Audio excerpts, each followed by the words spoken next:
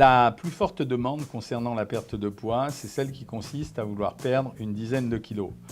10 kilos, c'est intéressant. Pourquoi? Parce que c'est de taille en général. La plupart du temps, quand on demande à perdre 10 kilos, on le demande le dimanche ou le samedi et on voudrait que ça soit réalisé le mardi ou le mercredi. Il faut savoir que 10 kilos, ça représente en valeur calorique 10 kilos de graisse, 10 mg de graisse, c'est-à-dire 70 000 calories.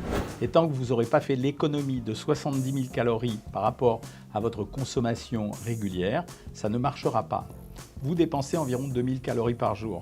Vous voyez bien que c'est impossible de perdre 10 kilos et d'éliminer 70 000 calories en 3-4 jours si vous dépensez 2000 calories par jour. Faites le compte, 70 000 calories divisé par 2000 calories, il faut déjà 35 jours. Et encore, dans ces 35 jours, il faut que vous n'ayez rien mangé du tout. Donc 35 jours de jeûne, oui, effectivement, on perd 10 kilos. Mais ce n'est pas une méthode parce que si vous faites ça, très rapidement, vous allez arrêter, vous allez craquer, vous allez avoir des convulsions. Ça veut dire que vous allez manger beaucoup plus que ce que vous mangiez avant. Et finalement, au lieu de perdre du poids, vous allez en gagner. Quand on veut perdre 10 kilos, on doit savoir que c'est un mini boulot.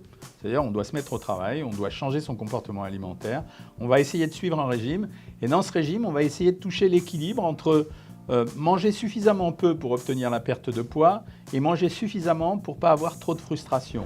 Ça signifie faire un régime à peu près équilibré où on va garder une dose de plaisir et où on va quand même diminuer la consommation alimentaire de façon suffisante. On compte en moyenne 400 à 500 calories par jour pour obtenir un amaigrissement, pour obtenir cette perte de poids. En termes pratiques, ça veut dire que chez les femmes, on donne dans un premier temps des régimes à 1400 calories. Ça leur permet de commencer à rééquilibrer leur alimentation, à perdre du poids et en même temps, on sait qu'à un moment donné, il y aura sûrement une stagnation. Et là, on fera des petites séquences de régimes peut-être plus difficiles pour éviter les paliers de stabilisation.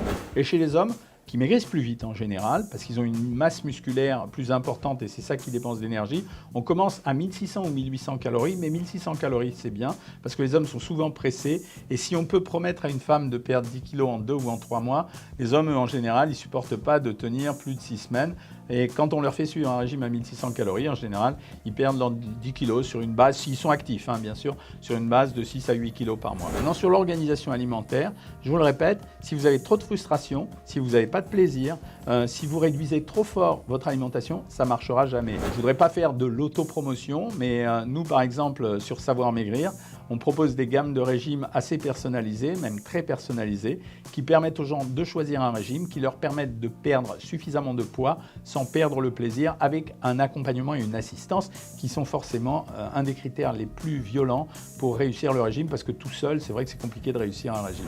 Voilà, si vous voulez avoir plus de renseignements, postez vos commentaires dessous et si vous avez des questions à me poser, n'hésitez pas, je suis là pour vous répondre. Salut!